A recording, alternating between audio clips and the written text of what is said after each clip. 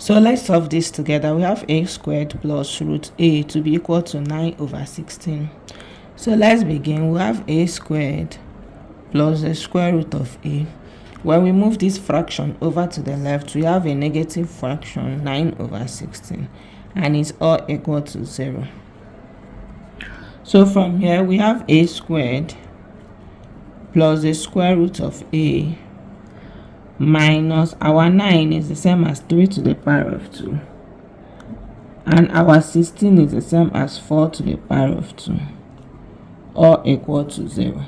So we have that a squared plus the square root of a minus, so when we have a to the power of n all over b to the power of n, this is the same as a over b all to the power of n.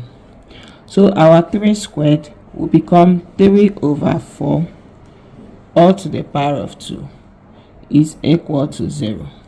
So we can make the square root of a the subject of the formula to have the square root of a is equal to 3 over 4 all to the power of 2. And a square crossing over becomes minus a to the power of 2. So let's recall, when I have a squared minus b squared, this is difference of two squares. So we have a plus b times a minus b. So our square root of a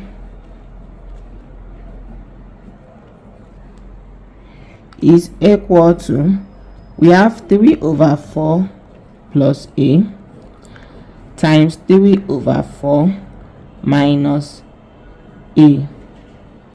Now let's recall, when I have a and I multiply by 1, this is the same as a.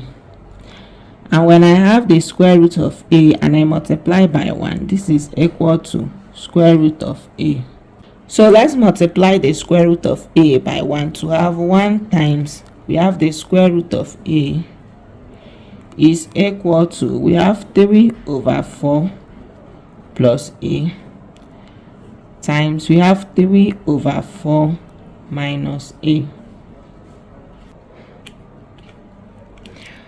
When I have a times b to be equal to 3 times 6, equating the left and the right hand side, we have that a is equal to 3 and b is equal to 6.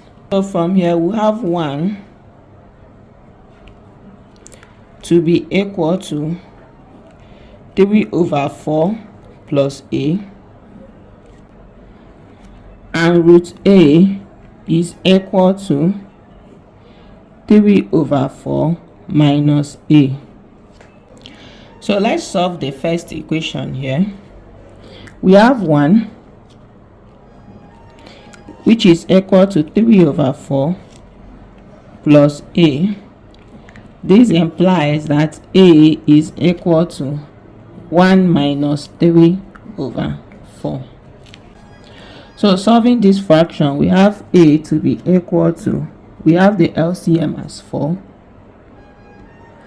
into 1, so this is over 1, we have 4 minus 3, but a is equal to 1 over 4.